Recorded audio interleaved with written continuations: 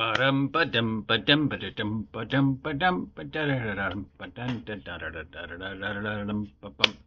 It's Thursday. It's 8 o'clock in the morning. It's the 15th day of August 2024. It is I, your favorite idiot, the OG GM, broadcasting live from Site B with all the tabletop role-playing game news, weather, and general internet nonsense.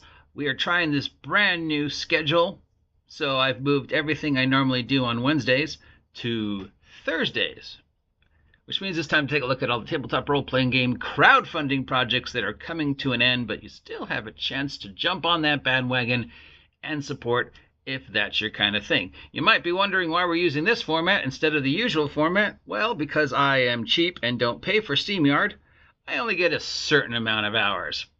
And considering how often I broadcast, occasionally I run out of free StreamYard hours and have to rely on this. Now, for what it is, the built-in Microsoft game recorder is okay. I mean, I can't put in the music or do any of the fun stuff, but, it allows me to continue to talk to you and show you the product that I'm talking about. I can always, go in and edit a few little tricks afterwards, since I'm just starting to get the hang of this editing thing. But, for our purposes, this is fine, right? This is fine. I mean, this is fine. All right. I've been seeing a lot about this game, Nimble, a fast tactical tabletop role-playing game, 5e. So this is a game that uses 5e, but has tried to make it more tactical and fast. And apparently a lot of people like some of the ideas from this. It changes some of the standard rules to create greater player engagement. No to hit rolls. Instead, you roll damage, can explode. Or if you roll a natural 1, it fails. On the enemy's turns, you may defend or interpose. Magic has been revised. It's 5e. It's faster. The no roll to hit. That's a whole separate target we could talk about. But it's nothing new. So this is trying to make 5e into a more fast, but more tactical role-playing game. And a lot of people are saying, hey, take ideas from this. Now, the first idea that I would think everybody are taking this from it is an idea that's already been done several times. So I, in general, don't have any real problem with this, with the current state of 5e and the ORC and Project Black Flag and Shadow Dark and the other games that are teetering on the precipice, there's a big word, precipice of still being 5e and not jumping onto the 6e bandwagon come September or next year or whenever Wizards of decides what they're doing. Let's just assume it's September for safety. So I think we're going to see a lot more of this, which is a good thing and a bad thing. Now, a good thing, obviously, is because there's a lot of people out there who don't want to jump ship, who aren't going to pay for 6e and deal with Wizards shenanigans. They like 2014 5e. They want to keep playing 2014 5e. They have no plans to switch. So it's good to know that there are going to be companies out there that are continuing to support 2014 5e. All right. This is one of those. Here's we've taken 2014 5e and we're taking it in a new direction. Same thing with Tales from the Valiant. Same thing with DC 20. Same thing maybe with all these other games that still uses D20s, that are taking the stuff that they like from 5e, taking the stuff they like from other games and mashing them together to create new possibilities for what you can and can't do with 2014 5e. And I love that. I love the fact that as a 5e player, 5e GM, I will still know that there's still going to be product available from third-party creators that is going to be as good, or if not better, than anything Wizards of the Coast is coming out with, and I don't need to feel like I have to buy 6e. So that's the good thing. On the bad thing, here's another group of individuals trying to make 5e into something it's not. 5e works, guys. 5e works when you accept it for what it is. If you run 5e as it's written and you accept the rules of that world, it works. So, yeah, I mean, am I going to say back it? I don't know, man. I mean, it so far just sounds like, I've already seen that. but a lot of people are saying good things about it, so I'll leave it to you. It's $95 for shipping and handling. You get the PDF and the print versions of all 3 books, and this ends on the 22nd. We've got the reprint of Rift's Savage Worlds from Pinnacle Entertainment. This is the core rulebook. $100 gets you the GM's Handbook, the Foes of North America, and the Rift's Player's Guide. This is Rift's converted to Savage Worlds. And I've had a few people here say that actually Rift's works better in the Savage World system than it did in the Palladium system. You know, when we talk about ultimate gonzo, beer and pretzel, over-the-top sci-fi, fantasy, post-apocalypse, anything goes, I mean, you know, Rift's is the ultimate evolution.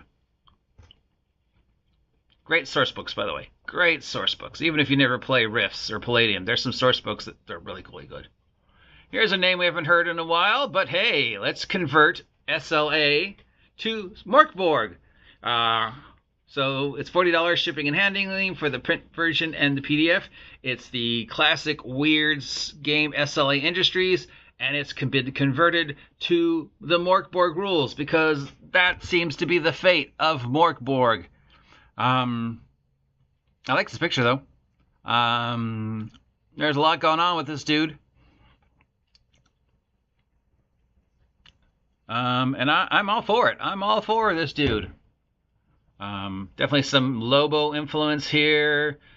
Yeah, just I don't know who this guy is, but there's a lot going on in this picture, and I'm all for it. This dude looks awesome. And it's $40. From Limitless Adventures, we have Limitless Non-Combat Encounters, $15 for the PDF. This book provides a whole bunch of things you can do that don't involve combat, like, you know, playing the game, solving puzzles, mini-games, investigating, doing stuff that doesn't involve rolling to hit with your stick. $15 for the PDF.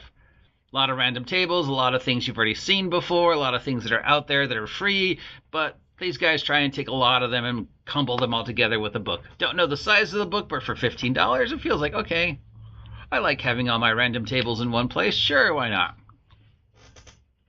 And really, that's it? 1, 2, 3, 4? 4 games? That can't be true. I know there's more. I think the isn't the Stormlight Archive one already hit its mark?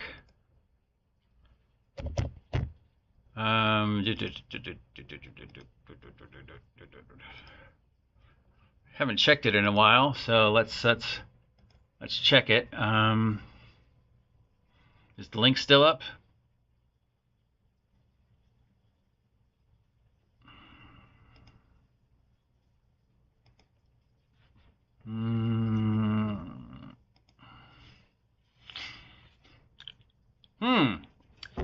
Still holding at 7,689,005.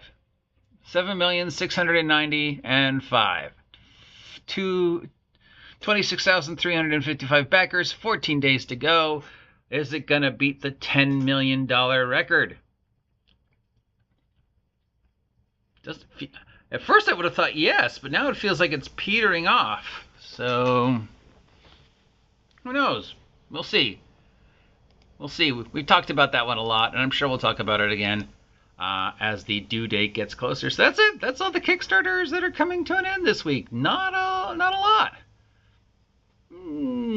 Not sure why.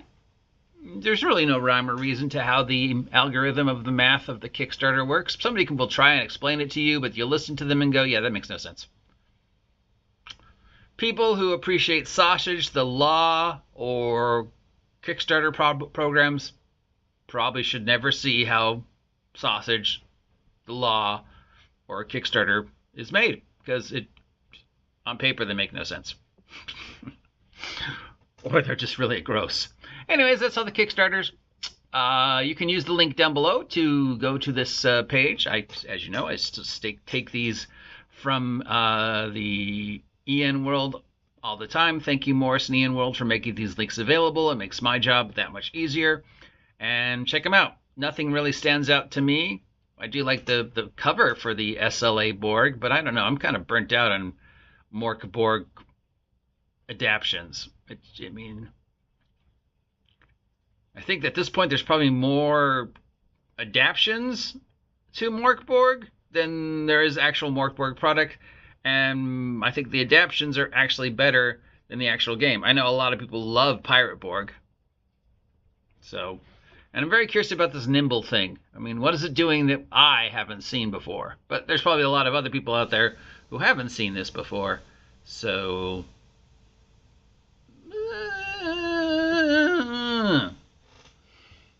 I'll leave it up to you. Till next time, I'm the OG GM. If you appreciate this content, let me know. If you never want to hear me talk about this again, let me know. If you like seeing this stuff being done on Thursdays, because we're going to do tabletop role-playing game news on Thursdays and Mondays, but Thursdays mostly, let me know. Till next time, have a great day. This is the moment where I play music, but we're not using the thing that lets us use music, so you just have to put up with me singing. Ba-dum, ba-dum, Santa baby, put-a-dun-dun-dun-dun-dun.